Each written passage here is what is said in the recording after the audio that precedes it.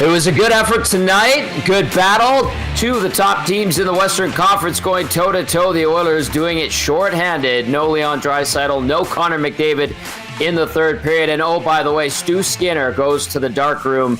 Concussion spotters sending him off after he gets bumped into. The Oilers do pick up a point against the best team in the National Hockey League in a 4-3 overtime loss. Hello, everybody. Welcome to the GCL Diesel Oil Stream post-game show. Tom Gazzola, Hernan, Salas with you. And, of course, you could text us 780-218-9999. Get to the nasty chat as well. Matty Kassian will be joining us shortly. GCL Diesel, our presenting sponsor. Providers of the best diesel engine components around, from turbochargers to injectors, fuel pumps to sensors. They are the critical engine component experts, proud to serve Edmonton and Northern Alberta for over 50 years. Disappointment, I would say. Absolutely fair. You could also make the case for a pleasant surprise. I was saying to Hernan before we got on the air, I said there were a lot more drivers today than there were passengers, and you got some good performances. I think of Podkolzin. You noticed him for good reasons tonight. I thought Arvidsson was okay. I thought Nugent Hopkins was okay. So I thought that that was a pretty good effort all around. Good all hands on deck type of scenario. And you're going toe-to-toe with the best team in the NHL. You walk away with a point. Could have had two. Yes, bad play by Nurse. Gives the puck away in the offensive zone, looking for a Wallman who's kind of sneaking down low. Puck comes back the other way in overtime, and the Oilers kind of not nonchalant, too conservative. They allow the Jets to walk in. You get the cross with the drop pass and a quick shot, and it's in the back of the net. I think it might have even gone off of Darnell Nurse past Calvin Pickard. And it's a 4-3 Jets victory. So the Oilers' winning streak has been snapped at 3 games. They'll look to start another one against the Seattle Kraken on Saturday night. Let's get the Latino Heat in here for some thoughts before Cass joins us. What do you think, Nanso? Because, I think there's a lot more good than bad tonight. I think the Oilers continued some solid play, and that's how I look at this one. How do you? Yeah, I'm with you. A hard-fought game for sure. You look at the shot totals after 40, right? Like, not a lot of space out there. Both teams playing solid. Yeah. Playing tight. And I agree with you. I thought in the third period, when you hear McDavid's out, you get kind of worried. You're like, oh, this is life without Draisaitl and McDavid. And I thought the team responded well. Like you said, I thought the Nuge line with Podkolzin and Arvidsson was excellent. Of course, Hyman gets the goal. The PK was good on the night. I think the power play cost them. Even when McDavid was still there, they looked so out of sorts without Draisaitl, Tom. It was almost a momentum killer for them. And Kyle Connor's an elite goal scorer. Not taking anything away from him. That was a great shot. Tough to pull Stuart Skinner there, and it's tough when Calvin Pickard to come in. I know he gets a warm-up, Tom, but it's not the same. Let's be honest here. So, all in all, you take the point. Sure, that's a hell of a team over there. They're one of the top 2 teams in the league. They weren't missing anybody, and losing McDavid obviously hurts. But I'm kind of content because I saw a lot of good today with the team, especially when McDavid was out. I like the start too, Tom. I know when they scored, the Oilers scored first. It was only their second shot on net, but they were putting a lot of pucks on net, or at least attempting to, early in that game, right? So at the end of the day, I do think, obviously, on the downside, McDavid, we'll see what his timeline is.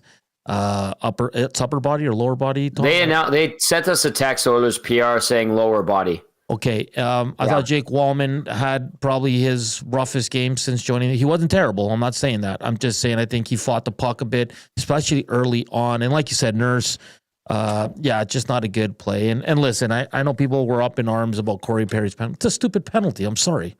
And you can be mad at the timing of the ref calling that, but you put the stick on the guy's arm and you see him pull it back. His stick goes flying too. Good sell by Ehlers, by the way. Sure. But you don't. It's not doing anything. Getting your stick in his arm at that point in time. That's good kill by the Oilers. That's my biggest beef with it. Is why there's no danger there. Just let it go and don't give the ref to make that call. So at the end of the day, Tommy, I get the big news here heading into Saturday is going to be the status of McDavid, the status of Leon Draisaitl, and Skinner's going to be fine. It was the spotter, according to the broadcast. So all in all, I think if you're an Oilers fan, you just went toe-to-toe without the best player in the league this year, and for one period, the most important period, the third period, without the best player in the world, and you were right there, man. By the way, that lower body injury for Draisaitl, talking to people up top in the press box today, he would have played if they needed him to, but instead they're being extra cautious about it. So that was the update I got, and then nothing yet on McDavid outside of the team sending us that note that he would not finish the game due to a lower body injury. Watching showing the replay again, I don't know if like Morrissey got a little shot in on him or what. Because he went in on the forecheck, came up lame, and then TD Force went over to him immediately as soon as he went off the ice. And it looks, Tom, because it's making his rounds on the good old X machine there, and it's Morrissey kind of battling, and then he kind of gives him just a quick cross check in the rib area. So that's why I was wondering lower body or upper body, but that's what the team told us. Yeah, but on the bench when he's talking to TD Force, you can't really tell what's ailing him. He's just kind of talking to him. You can see he's in some discomfort there for sure. So I'm sure we'll know. Oh, we probably won't. We'll just know if he's in or out for Saturday, but we won't know the extent of the injury, Tom. All right, Matt Kassian's ready to go. Let's get into the scoring summary from tonight's 4-3 overtime loss at the hands of the Winnipeg Jets. The Oilers do pick up a point. Winnipeg and Washington have both hit the 100-point mark on the season with their victories tonight. So the top two teams in the league. Winnipeg's been at the top pretty much all season long. In the first period, Jeff Skinner gets this one going, his 12th of the year, just put it on net. Hellebuck didn't look like himself in the first period particularly, and he made some okay saves tonight, but I know he was fighting it against Vancouver as well. So Skinner with the distance shot, kind of the knuckler, finds its way through at 5:28, one-zip Oil.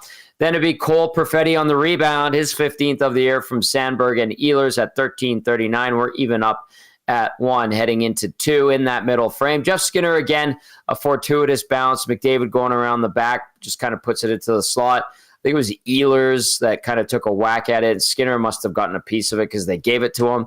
It finds its way through Hellebuck, squeaks in, and the Oilers have a 2-1 lead at the 5:30 mark of the second period. He scores at 5:28 of the first, 5:30 of the second. Skinner, second of the night, 13th of the year from McDavid and Nurse.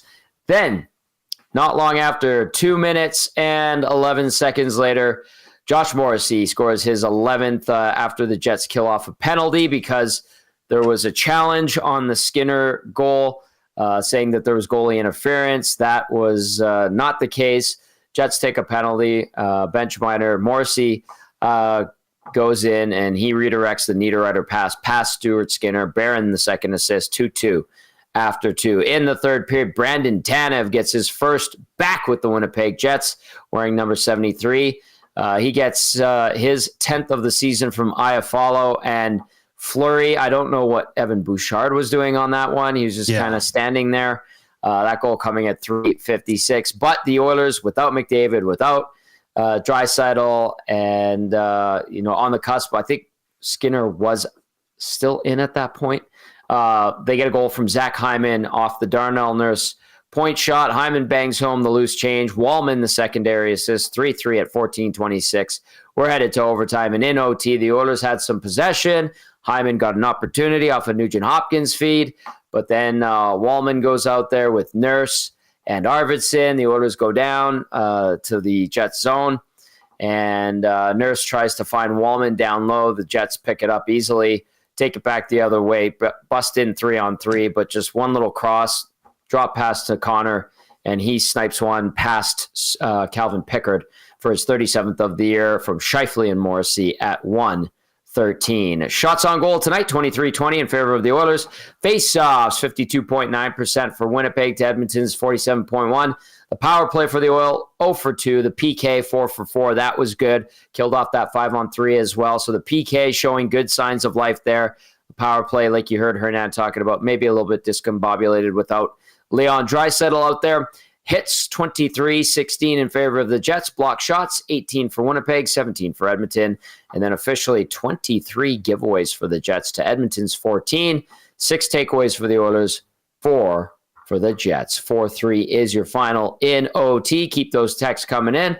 780-218-9999. Matt Kassian, our game analyst, ready to go. No, he had to reconnect, Tom. What? He was getting an error on his side, so I'm just waiting for him. Okay, well, in the meantime, let's rattle off some texts. Keep those coming in. Peter in Saskatoon texting in says, that's not a sell by Ehlers. It's a bridge in Brooklyn. It's swampland in Florida. There's an embellishment in the rule book for a reason. And I see that call makes me want to puke after McDavid gets hacked for 40 expletive minutes. Yeah. I'm being objective, Peter. I called it a sell, but I understand your frustration. Yes, he went down and did the twirl, if that makes you feel better. RBM texting in says, what an effort to gut out that point. We always crap on them all the time, myself included, so you have to give them a lot of credit for that one. Showed a ton of guts to get that tying goal against an elite Jets team who really didn't give up anything all game. Good for them for showing what they were made of. And RBM adds, I fully agree. Why the hell is Perry's stick anywhere near that guy there? With that said, he looked like he was shot the way he dropped like a sack of potatoes overboard. And in my eyes, could have warranted an embellishment call, to be honest. Yeah, I'm not going to disagree with you, RBM. Also, speaking of guys looking like they got shot, a lot of security, a lot of extra security there tonight with the Prime Minister in the building. I was told snipers everywhere. And I looked in the Raptors. Those guys hide very well. I couldn't find them, but inside and outside, you don't mess around, man. That was wild. I just want to clear this up. Pickard was in net in overtime. So yeah, I'm just seeing some people. Why are people saying Skinner let that in? Yeah. I don't know if they're joking. Doesn't seem like a few are, but Pickard was in net. And again, Pickard wasn't. If Skinner, listen, whatever. I'm not getting into the goaltending. That third goal, Tom, I didn't want to tweet about it or text the group chat or anything like that. But just look at Bouchard in front of the net. Tanev has 3 whacks at it, and he's just looking at him. What do we call that? The disconnected controller? The disconnected controller. And it's just a lot. Like the goals today against, not a fan of, obviously, but I mean, yeah, you need a little bit more there. You need that Brandon Tanev to outwork that guy. It's going to take a lot. And I don't think he was up for that challenge, but definitely not. Definitely not. Without question, not. Zedmo says, let's chase Pickard out of town. No. What? Why? You can't. No, I think that shot might have hit Darnell Nurse, the game winner. I'm watching it here. They've got the reverse angle from behind. Well, I think he's a Pickard guy, but I think he's... Oh, okay. Okay. All right. We got Cass here. I'm just kind of... Beauty. I'll rattle off a couple more texts and we'll get Cass on here. Rip City Step says, all I know is McDavid was pretty healthy when he had Nuge protecting him. Troll says, best team in the league doesn't seem like the right phrase. Team that's in first place seems more fitting. Troll also adds, got to say, not too impressed with the Jets tonight. Oilers almost beat them, and that was without their 2 best players missing for a chunk of this game. Jets don't look as impressive as a Dallas or Colorado. Ehlers should be fine for that dive. Winnipeg is at 100 points. Like, they're the best team in the Western Conference. They've been the best team in the league. They've hit a bit of a snag. They haven't been playing particularly great. Hellebuck hasn't been razor sharp. We just watched the Oilers go through a bad stretch. Let's not judge the Jets on the one game we've watched them lately. That's a good team over there, man. They work their butts off, and I love that. Josh Morrissey, I think he's one of the best defensemen in the league. And Hellebuck wasn't at his best, Tom, like you alluded to. Definitely not. It was one of the games where the Oilers, if they were able to eke out the win, they got the bad Connor Hellebuck for one night at least. So, yeah. Cass is good to go. All right, let's bring in our game analyst, Matt Kassian, as the Oilers fall 4-3 in overtime to the Winnipeg Jets. Of course, the breakdown brought to you by South Fort Chev. We're officially in Truck Month, which comes with deeper discounts and lower interest rates on Silverados and HDs. 0% for up to 72 months on Silverado Custom and Custom Trail Boss. The Silverado is built in Canada.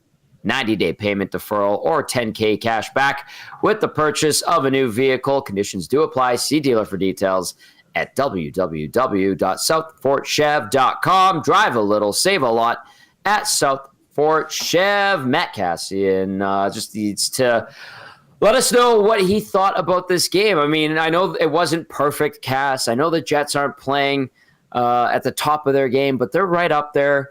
They've been one of the best teams, if not the best team in the league all season long. We talked about this being a test. When you take a peek at and gander at this game, how do you evaluate it from an Oilers standpoint? Well, it's kind of hard when McDavid was gone for the third period and Draisaitl was gone for the whole game. I like that they stuck to it. They took him to overtime. It's a good Winnipeg team. You managed to get a point out of it, which I think is a positive thing. Like, they played a pretty good game. Couple little mistakes that end up costing them. Good teams are going to do that to you. And Tom, I got to share what the Nasty Chat auto chat said. Okay. Chat summary. On the way in, because when I signed back in, it was a good one. I'll give you what it gave me. It may be something different now. And it said, viewers are discussing an Oilers game and criticizing a player named Brown. Some are also making fun of a player named Stu. That's what it told me. Are people upset on Connor Brown for that missed look in the third? Is that why everybody's upset at Connor Brown? I like that he shot that. Yeah. I like that he gave it a chance. Like, rather than try to feed it through a guy and make a perfect play, he gave it a chance. I actually like that shot. I like that he took it.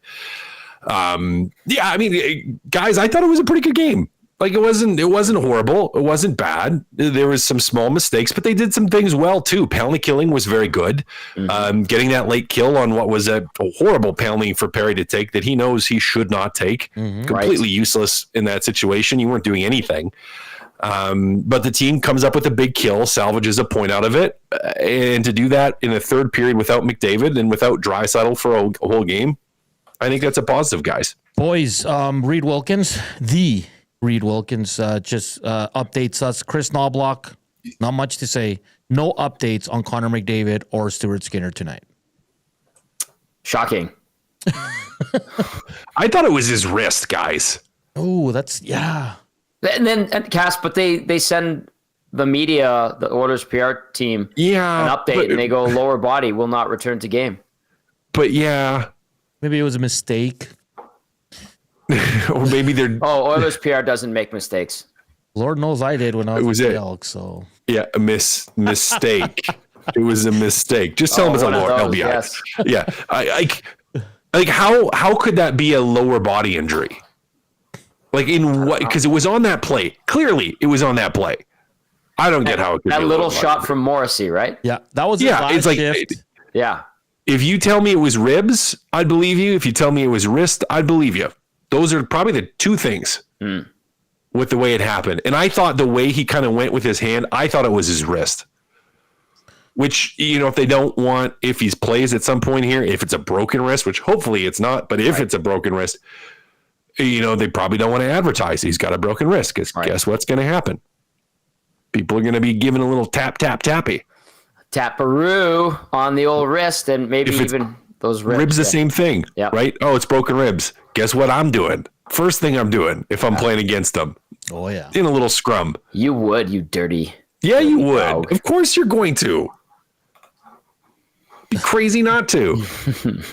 So, yeah, I'm not surprised if it's an upper body injury and not a lower body injury. Cass, what you see from a power play that looked really out of sorts without Draisaitl there, because even when McDavid was out, it looked okay. We all know it struggled, but today it just looked like it was the first time they were out there together. It was no bueno. Yeah, you can tell that they're kind of out of sorts without Leon Draisaitl, a set that they are so used to. I mean, that type of thing, it could take a couple of games. It's not like they've had a ton of practice time without him to get a look and to see. But, yeah, it was out of sorts, right? I mean, they didn't execute when they were set. It didn't look threatening. It didn't look great. But I'm not shocked that it didn't look very good. And I think you saw Connor McDavid trying to do too much in that as well. And even on zone entries where it was like he probably holding it just a little bit too long when he did have it, just trying to force something trying to be the guy with Leon off that was doing everything, and it just didn't quite work. 780-218-9999. You can text us as we roll along here on the GCL Diesel Oil Stream post-game show. Edmonton falls 4-3 to Winnipeg in overtime. Stu Skinner does not finish this game due to being sent into concussion protocol. Leon Draisaitl did not play this game, and then Connor McDavid did not play the third period due to a quote-unquote, I'm doing air quotes, LBI from the Oilers PR staff, but a lot of people suspicious that it is not an LBI, and no update provided by Chris Knobloch. Okay. A couple of guys. I want to point out some more positives. A couple of guys I was pleasantly surprised and impressed with. Vasily Podkolzin. I thought Ryan Nugent-Hopkins was decent tonight. Zach Hyman showed up. Connor Brown looked like he was skating. And I'll even say Adam Henrique. For guys that have been quiet, let's say, for a good chunk of this season, it seemed like they were more engaged tonight, especially Podkolzin, which was a nice surprise. Am I right in saying that, Cass, or how did you see it? Yeah, I think that's fair. I think it's fair to see those guys. I think Henrique stepped it up. I actually thought Arvidsson a little bit too. Mm-hmm. And maybe you'll disagree with me, but it kind of really felt like a lot of the guys in that third, and maybe it was just a little desperation, being down a goal, trying to battle back into it, where it felt like those guys raised their level a little bit more past what we've seen recently. I think that's a fair assessment. I mean, Podkolzin overall, I think even going back before that, he had a good game. Game. I thought he was physical. He was around it. Like, he elevated tonight, and Henrique a little bit too. This was probably one of the more, and Hernan, maybe let's get your thoughts on it, but I thought it was one of Henrique's more visible games in that he was around the puck more, and he was around the play more. Like, it felt like the puck was on his stick a little bit more, and he just had more impact on the play. Yeah, and he had a really good look early on. Definitely engaged, and almost guys like having not having Draisaitl, and then especially in that third, not having McDavid, it almost helped the Oilers, I think, because they knew it's going to be a collective effort here. It wasn't just McDavid. When McDavid's out there, he might go end to end or create his magic, and that's what I liked about the response from the team, is that when McDavid went down and they knew he wasn't returning a third, they didn't let their foot off the gas. They were still pressing. They still created a lot of looks, guys. And that included Adam Henrique. And like you said, Tommy, Connor Brown, and Podkolzin was excellent. I thought that whole line was good. Nuge and Arvidsson as well. And Nuge, good on him as the leader he is. He kind of took over there in that third period, kind of leading the charge for the boys. So kudos to them. And I think that's a positive for Oilers fans if you're looking at this game. I know you're upset about the OT loss, but the team responded without their two big stars. Also, really quickly, Banksy wants to remind us, did we forget who scored 2 goals for the Oilers tonight? Yeah. The second one was Nikolai Ehlers, basically. But yes, Jeff Skinner did get credit for it. Good for him. Yeah. Yep. There were some comments in our EST group chat after Skinner's first goal saying, what would happen if Stu Skinner let that in? What would the commentary be? We can leave that because we all know how it would go. Heck, Stu Skinner's still being blamed for the loss in the AI-generated chat description. I just took a peek over there after Cass read it from earlier. But listen, overall, like, a lot of good things tonight, right? They do pick up a point. They had some guys step up, like Cass was just alluding to. But there were blemishes. We could start with the first goal, Cass, because I had to text you and I go, what are we looking at? And I said, was that Hyman? And that was Hyman on the back check, right? Yep. The missed back check. Yeah, missed back check. And you could say Stuart Skinner needs to steer that rebound less sharply, less sharp angle. It is a tough angle to control. That being said, it's not an issue if Hyman gets his head in a swivel. I mean, he just kind of stares at the puck, is puck focused the whole time, does a good job of working back into the zone, but then doesn't check for danger. So it ends up, ultimately, it should be an even rush situation, doesn't find his guy, puck's in the back of the net. So yeah, I mean, he just didn't find him for Zach Hyman, which, yeah, it's going to happen on occasion. It happens. But, yep. And then the one I really want, a couple more things. The Morrissey goal, the 2-on-1 out of the gate. after the penalty kill. That one was frustrating. There was some desks being punched behind me when that happened from some of the brass, maybe for a couple of reasons. And then the third goal, the Tanev one, guys, like puck watching. Yeah. And it's guys who puck watch and have been caught puck watching a lot this year. I'm not going to say his name. Unless you want to. I mean, everyone kind of knows. It's Evan Bouchard. Is it as simple as that, or is there more to it than that? Yeah, I mean, he kind of there's a little bit of both. I think you have Ryan Nugent-Hopkins, who is there too, because Nuge is engaged with Tanev in front there. Like he's on Nuge is kind of fronting him. He's on Nuge's butt. And so Bouchard's kind of looking behind him and thinking, and I can't tell, I think that's Scheifele. Or no, not Scheifele. I can't tell who that is. But basically looking at the other Winnipeg Jet, and he just recognizes too slowly that Nuge has lost Tanev on the shot and trying to find it now where people, I think, have a right to be angry and are probably going to get grumpy. And I'm a little bit grumpy too, is, he doesn't really make a hard play. Yeah. Right. Like he just kind of sticks his stick in there, and even he watches his feet. The path is like to the outside of the crease. It's not like I'm going to step in and immediately get in there. It's like, I'm going to kind of turn and reach my way in there instead of arriving with force. So yeah, I mean, it's a little weak around the net, and we've seen that before this year, and not as a physical or intense play as we would like. Fair point. And just more from Reid and a few other media members on the good old X machine. Connor was seen outside the room chatting with teammates and families. And they said he looked pretty normal, but take that for what it is. Well, that's interesting. Yeah. Good update. Take it with a grain of salt. Take it with a grain of salt. I'll do one more critique. It felt like the Oilers were giving up a lot of 2-on-1s tonight. Yes. Yep. And that goal against is a great example. Yeah. Yeah.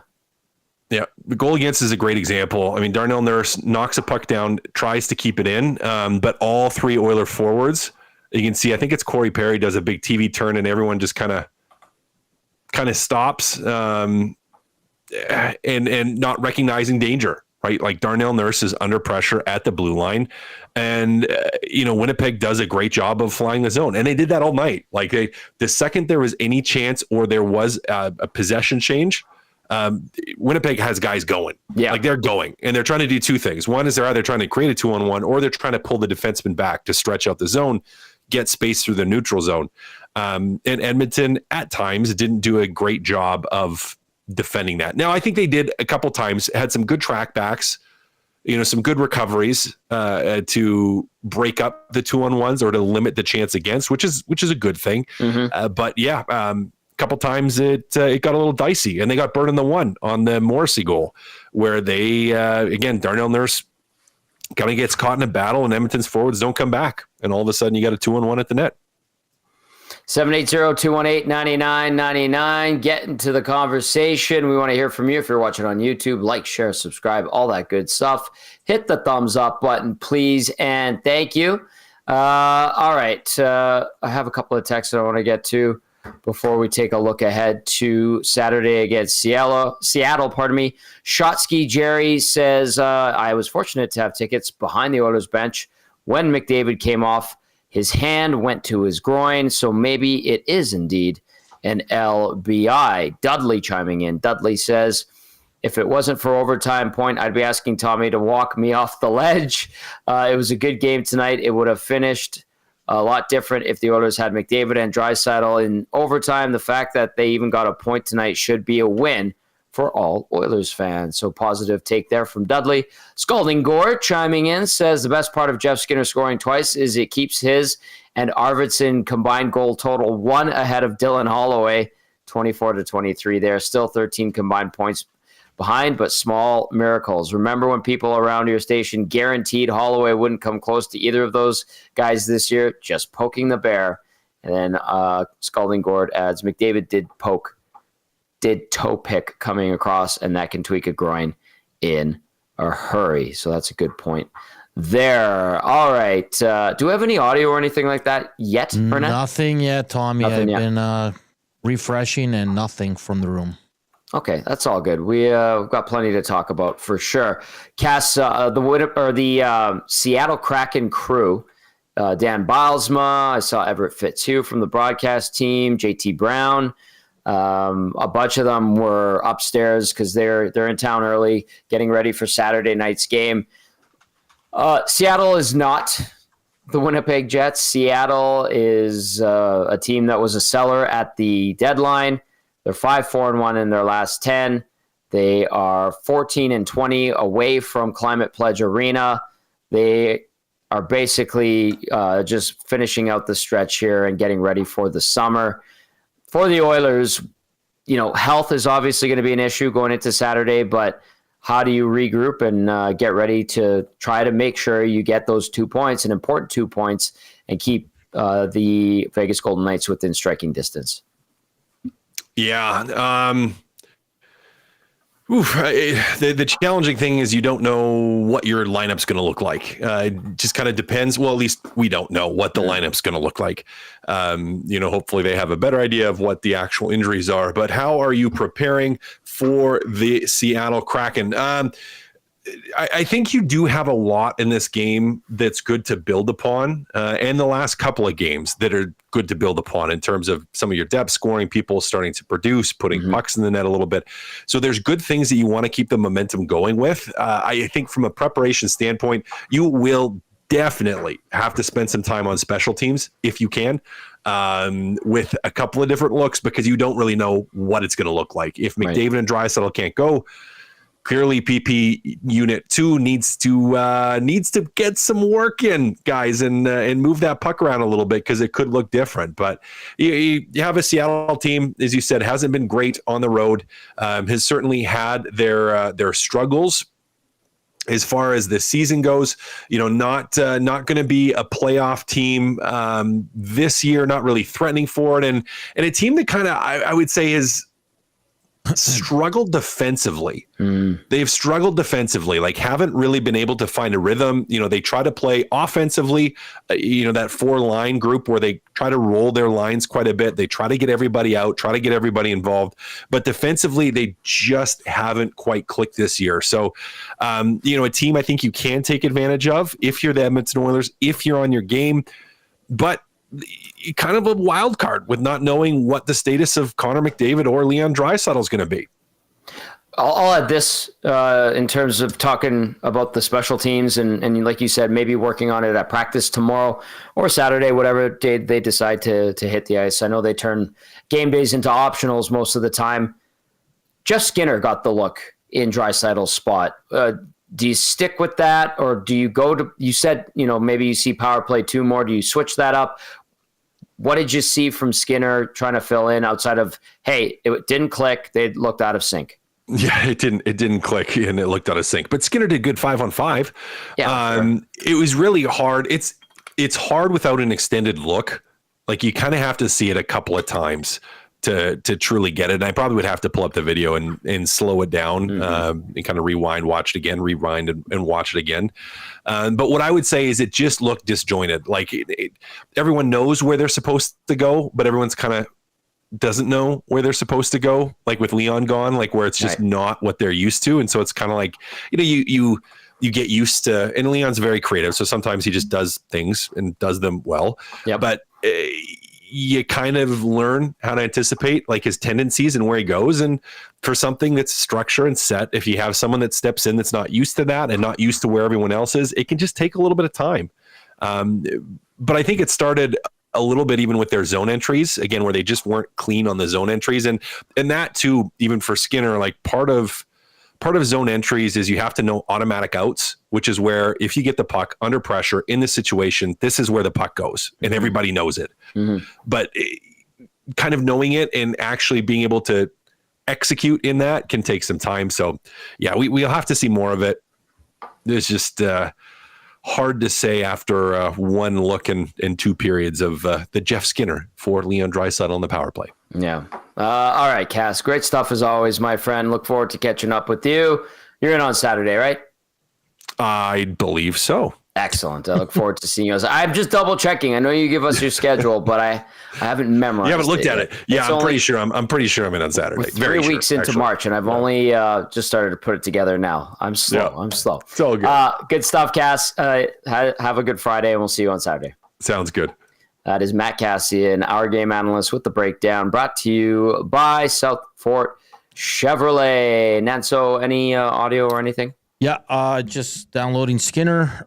We have Nurse. Okay. So give me. We can go to Nurse if you'd like. Yeah, let's run Darnell Nurse. Skinner will be done here right away. Here's Darnell Nurse following his team's 4-3 OT loss. I mean, them being a good team on top of it all, and some of the players that weren't in the game or left along the way. How do you feel about how your team rose to that? Yeah, I think we played really well. There's obviously challenges throughout the game, and whether that was losing guys and a few PKs there at the end. I think that our team battled hard and found a way to get to OT. With the PK, it's kind of been up and down this season, but clearly some ups lately, including tonight. What's working a little better, do you think? Yeah, I think we're just playing with instinct out there on our toes. A lot of times when you're getting scored on the PK, forces you to get on your heels and let the other teams do what they want. And I think we dictated the play a little bit when we were out there on the PK, and that's got to continue. You guys had liked your game here for a few games, until the scramble at the end. Obviously, how do you feel about your game tonight overall? Yeah, our game tonight overall was good. I think take an OT shift back, and I think our game as a whole is really good, and got to continue to build off a lot of things that we've been doing. That's a really good team that came in here, and we played a good game. Might be a stupid question, but how much does the dynamic kind of change when you're already missing Leon, and then you go into the third without Connor? How does that change the group? I mean, it's obviously two of our best players, two of the best players in the league. So there's an adjustment, but I think with our group, it just meant more opportunity. Guys seized it and went out there and made the most of their opportunities, whether that was creating chances or just working hard and playing the offensive end. And it's great. It shows the resilience of our group. He's right. Like, it is good to see guys step up in a game like tonight against a team like Winnipeg, and that did happen. So that is worth noting. And yes, he's also correct in saying outside of one shift in overtime, a lot to like about their game. Was it perfect? No. Were there blemishes? Absolutely. Oh, yeah. But they went toe-to-toe with the top team in the West, and for a lot of the season, best team in the National Hockey League. I'll read off a couple of texts, and we'll go back inside the Oilers locker room. Reid Wilkins will stop by in a little bit as well. This one comes in. I don't see a name on it. This text says, teams have scouted the Oilers for over the last couple of years that they are horrible off the rush, and the goalies included. The forwards haven't adjusted their play/positioning and structure to minimize it. There have been times where the Oilers have been better off the rush. I thought, obviously, against Utah, they absolutely crushed Utah. I think that their game off the rush was better on Long Island and in that win against the Rangers. But, overall, it is fair to say that is a weak point for them. They're not particularly strong off the rush. Their gap control can be bad on that goal to win it. That definitely bit them in the butt. But they have been able to mitigate that at times. They did it in the postseason, but, yeah, sometimes it rears its ugly head and catches them. And it did tonight. So that point is fair. And we'll see if the Oilers can start to clean that up a little bit. I know there's not a lot of runway left, but they've got an opportunity to. Let's go to Joel, who is swearing a lot in the inbox. Hello, Joel. You're up late. Mark texting in says, hey, fellas, have you heard what's going on in Baco? Stoff was talking about it pregame that Dermott has yet to report. Brown is left for personal reasons. And then Järventie went back to Finland while the team is shorthanded. He's giving off some bad vibes to me. I wonder if we see Savoy up soon. I'd have to check in and ask about that. I don't know if they'll bring Savoy up because they want Baco to finish off strong. Probably better to leave him down there. But I can ask. I can definitely look into that for sure. And not just that. It's look at the bodies here. I mean... And listen, Savoy played well when he was here. There's no issues with that. Yeah. But this is a coaching staff, whether you agree with it or not, that likes their vets. It's a veteran team, and they're going to roll with the guys they have up here right now. And you got Trent Frederick coming eventually, one day. Yeah, Derek Ryan got called up. Yeah, Max Jones, we saw him play. What did Jones play tonight? He didn't play a ton. He didn't play Took much. that penalty. Took that offensive zone penalty. You don't like seeing that from a fourth liner. He ended up with 8:21-1, 2 penalty minutes. So for a guy that, and then like 1 block shot, 1 hit, and 1 giveaway. So that's not a great stat line for a fourth line guy. And I wouldn't be surprised if he doesn't play next game. Unless they have too many injured guys. But yeah, we might see Derek Ryan and Max Jones in the lineup on Saturday, Tommy. Oh, no. And that would piss some people off. And Emerson, yeah. Okay, let's go back inside the Oilers locker room. Who are we going to next, Hernan? The 2-goal guy. Ooh. Jeffrey Skinner. Here he is. Not having Leon, then lose Connor and Stu, and just maybe thought on how it finished. We would have liked the other point. Yeah, I mean, it goes to OT. It goes kind of either way, obviously. But yeah, a lot of guys stepped up. Obviously, Picks. That's a tough situation to walk into, and he's huge on the PK. I thought the PK was great all night. Yeah, a lot of guys stepped up. It was nice to see. Nice to be a part of. We don't know what the status would be here moving forward, but safe to say that it's going to be opportunity for other guys potentially here to take a bigger piece of this thing if either of these guys aren't available moving forward. Yeah, I mean, I think this team's, been through adversity before, obviously, and feel like we've got a lot of good players and some good depth, and yeah, whatever the status is, we'll work through it together. So Jeff, late second period face-off, you're out there and Zach's out there. Looking over where's Connor? Because Connor, and then all of a sudden Henry's coming out. Are you thinking, okay, where's Connor? I guess, I don't know. I guess I should ask. Yeah, I mean, I just go out there when he tells me to go out there. So sorry, I don't have a better answer for you there. How much does a 2-goal night, just feel good, help you out? Yeah, it's nice to contribute. Yeah, I think a couple of chances that kind of went in for me. I think you just kind of work for your chances. I think sometimes I've had some better chances that haven't gone in, better looks, but it's always nice to contribute, especially in a tight game like that. Jeff, I guess we should ask, are you sure it is a 2-goal night? Did you get your stick on that second one? I don't know. Did I? I don't know. Well, I'm asking you.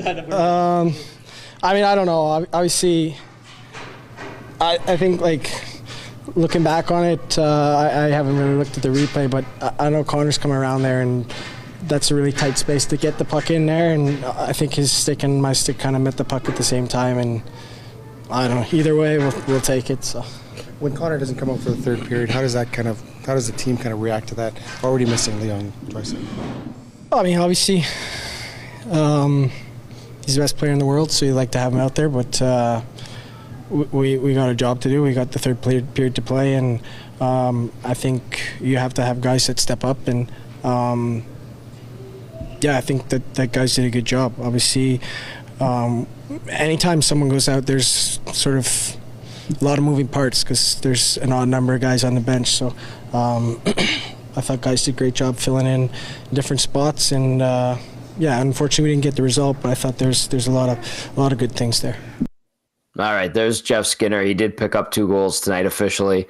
We weren't too sure either, and neither was he on the second one, but it is his goals number 12 and 13 on the season. All right, Reid Wilkins will be joining us in a moment here.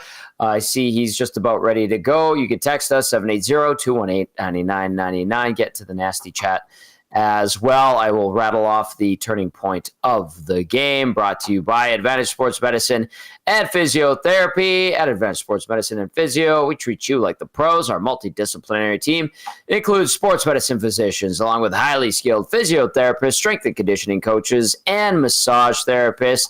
If you have a nagging pain you'd like to see go away, book your consultation today at www.advantagesportsmed.ca.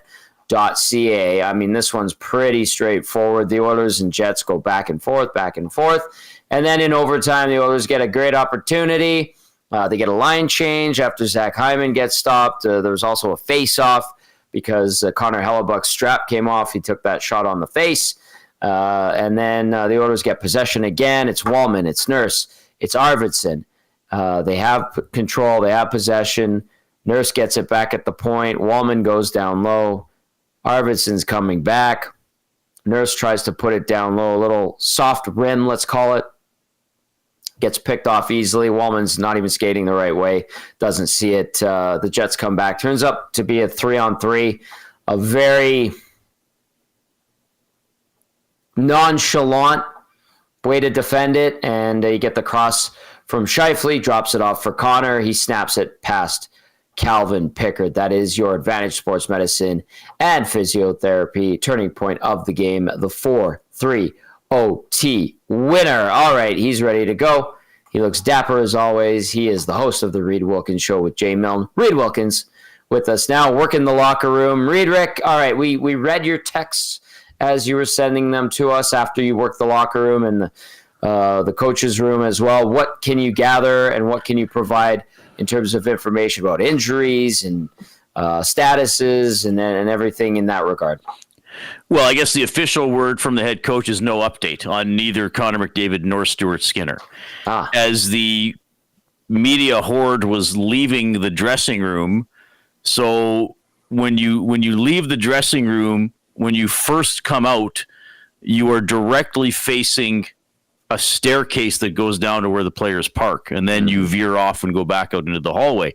At the top of that staircase, Connor McDavid was standing there talking to Derek Ryan, and a couple kids were around there. I assume Derek Ryan's kids as well. Mm-hmm. And Connor McDavid was holding, the little takeout container of food, and he looked normal. I mean, you walk a couple seconds by him. I didn't notice any bandaging or casting or anything like that. You didn't interrupt the conversation and go, excuse me, can I check your ribs? I didn't frisk him. Okay, good. So did Stoff? Stoff wasn't there. So maybe later. Checking. Maybe later. But all right, so first of all, and Knobloch said, well, I haven't even seen him. I'm going to get an update from the training staff after. I would think that now you never know. I would think that is good news, that he's ready to go home right after the game. He clearly already showered and changed while probably right when the game ended, or maybe even during the third period, and he's ready to go. So now you never know. It was sort of a weird.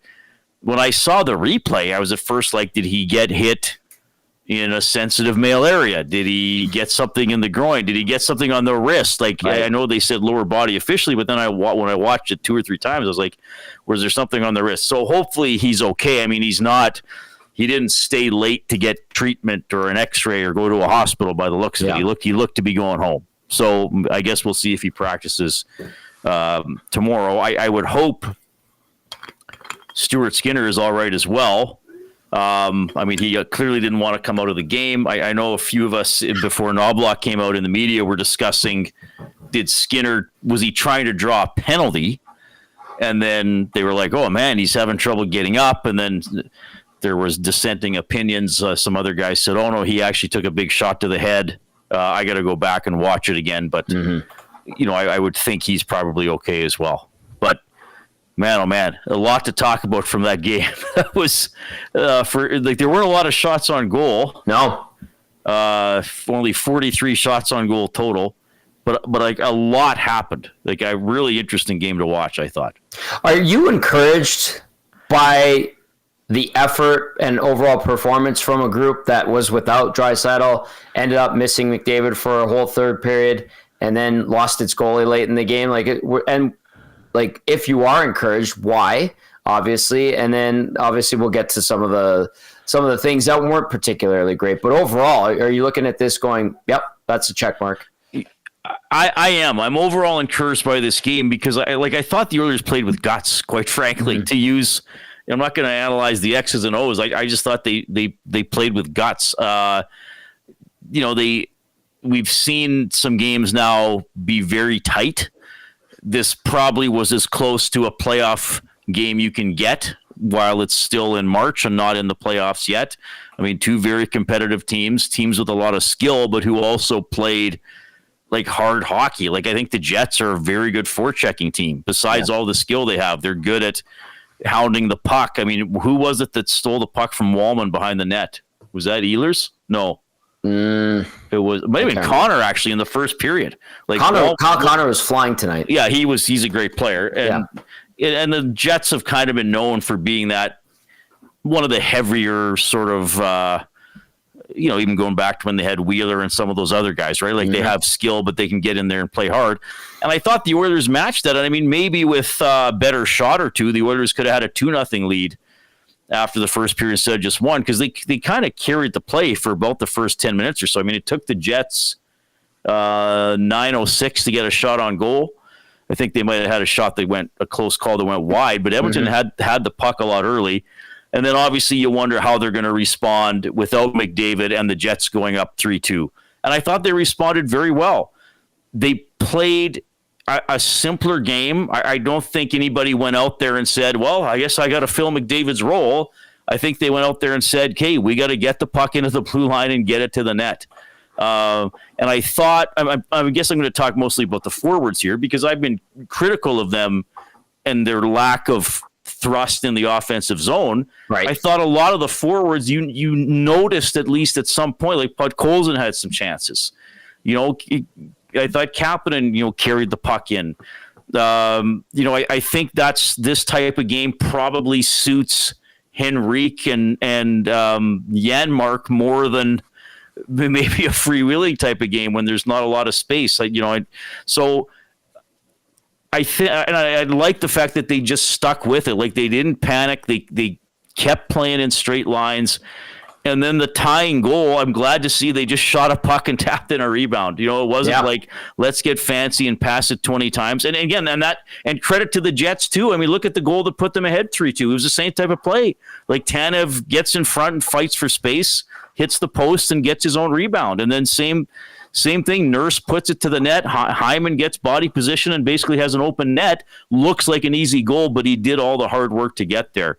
So I look at this mostly as a positive for the Oilers, especially if McDavid turns out to be okay. Like I thought it was a hard-fought game. They, like you were saying, they did have a chance in overtime. Hyman probably didn't quite get the shot he wanted, and Hellebuck got across to make the save. And to be quite honest with you, Tom, I'm not even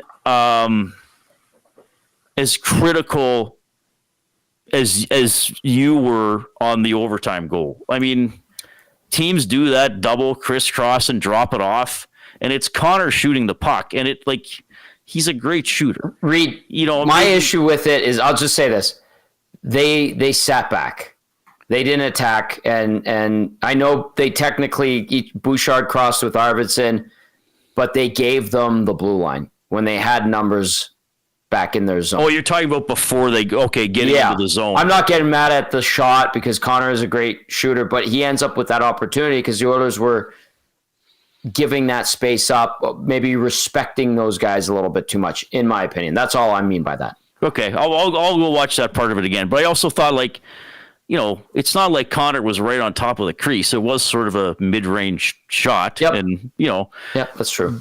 And another positive is the penalty kill. I mean, they killed off a minute 3 of a 2-man disadvantage. They killed off a penalty late in the third period when Perry went off for hooking or whatever. I think they called it hooking. So that was good as well, because this has been at times a relatively incompetent penalty kill. Like, it doesn't seem there's any middle ground with this penalty kill. Like, they either have a stretch where they go 28 for 30 and then they go like 8 for the next 20. Yes. But so it's on a high right now, and it helped them. Big reason they got a point out of this game too. 780-218-9999. Reid Wilkins, Tom Gazzola, Hernan Salas with you. The Oilers fall 4-3 in overtime, and now look ahead to the Seattle Kraken. I did see a few comments, and this is a topic I generally stay away from, but I'll bring it up.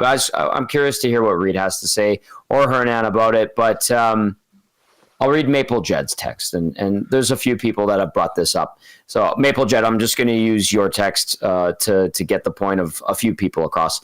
Maple Jed sending this in, says, refereeing tonight, brutal. Skinner gets run over, slow to get up, no call, no whistle, 2 weak roughing calls for a 5-on-3. Oil get 1 power play again. Get your poop together, NHL. Just really quickly, Maple Jet, they ended up with 2 power plays. But one was not called by the referees. That's right. That was an automatic assessment. Yes. Dems the rules. I get it to some extent. The counter to that would be, if you're Matthias Ekholm, don't punch a guy in the face. Just don't do it. I didn't like that call either, to be honest with you, but I get it. Yeah, like don't give the ref the chance to make a call. Corey Perry, you're a veteran player. Don't put your stick on a guy 140 feet from the other team's net when that player doesn't have the puck. He sold it well. And Ehlers probably did sell it, but also don't, like, if Ehlers is forechecking while his team is changing, like, he's not a threat.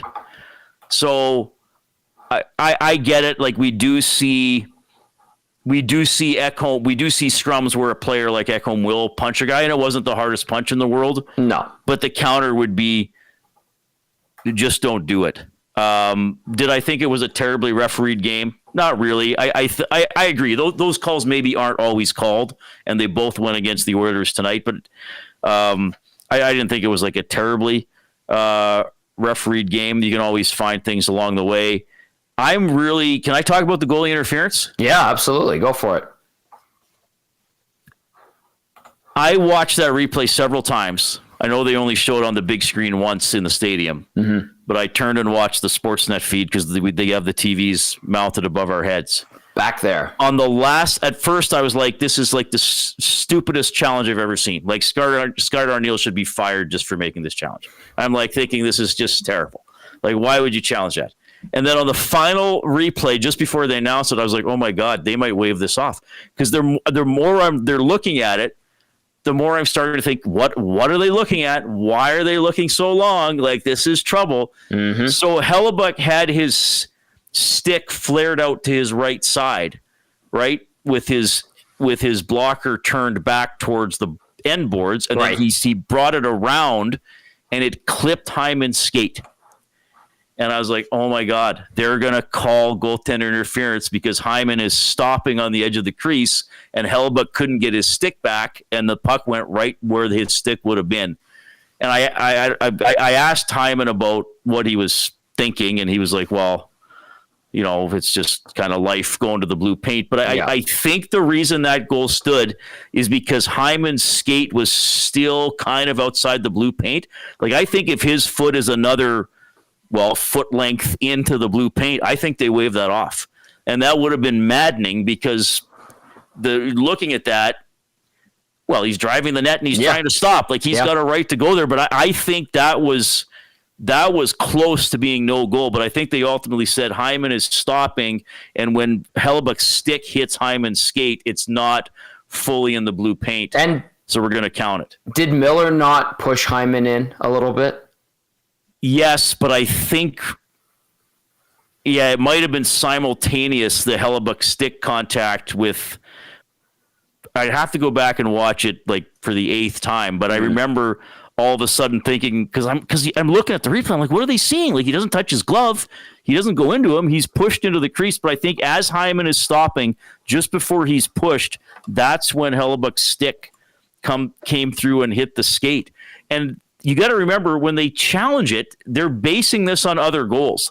Like, I'm sure the Jets have something in the data bank where they said on November 27th, 2021, Washington had a goal disallowed against Nashville on a similar play. So we're going to roll the dice here and hope they remember that. I'm glad it stood. I'm not arguing that it, but I'm trying to think why Winnipeg challenged it and why they looked at it so long. And I think it was that stick on skate contact that they were looking at. I was talking to Mike McIntyre from the Winnipeg Free Press while that was happening, and apparently the Jets video coach is like 7 for 8 this year, so he's pretty dialed in, and they have a lot of confidence in him, but got that one wrong. Honestly, with goalie interference, flip a coin sometimes. It's just insane. Okay, 780-218-9999. The Oilers lose 4-3 in OT. They do pick up a point. By the way, the Golden Knights smacking the Boston Bruins around tonight, so they'll move up a couple more points on the Edmonton Oilers. But Still a big game between the two Pacific Division rivals. Coming up, Reno texted in and says, how much time did Bouchard play in the third? He was noticeably not on after that third Winnipeg goal. Surprise, Knobloch put him out in OT. I've got his shift chart here.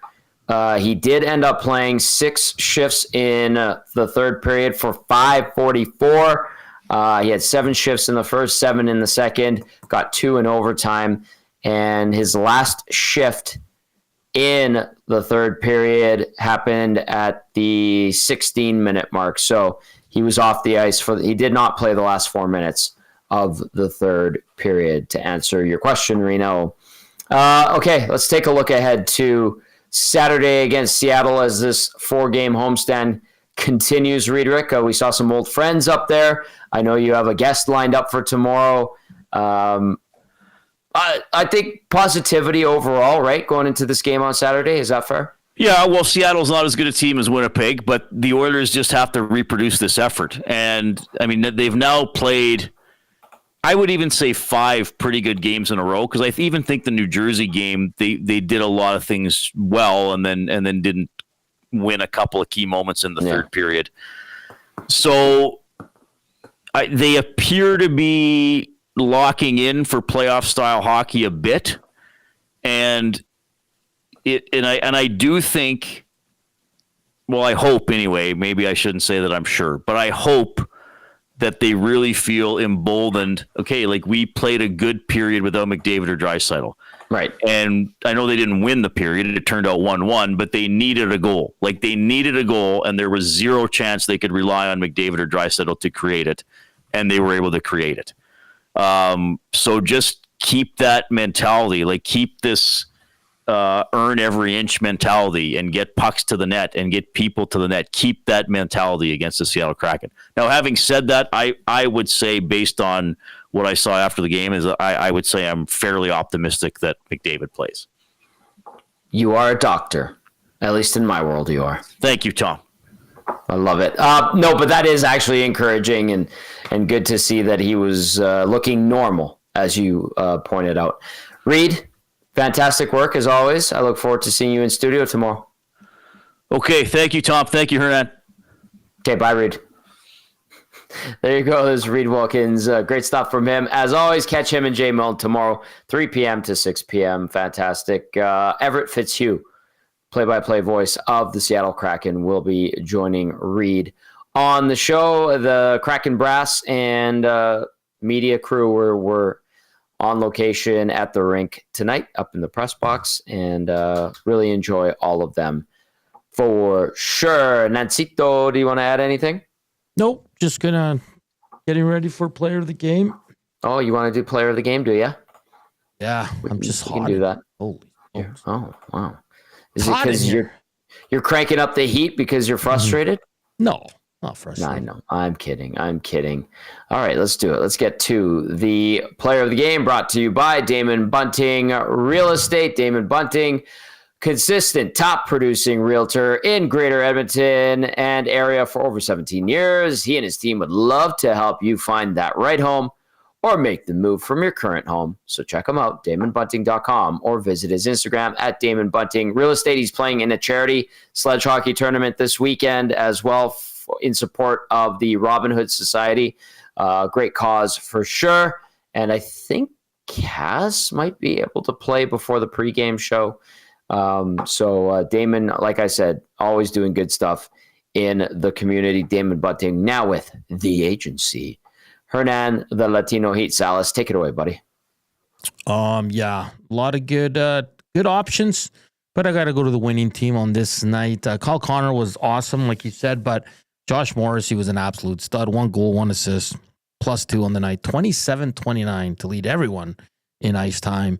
So he gets the Damon Bunting player of the game for the agency, Josh Morrissey from the Winnipeg Jets.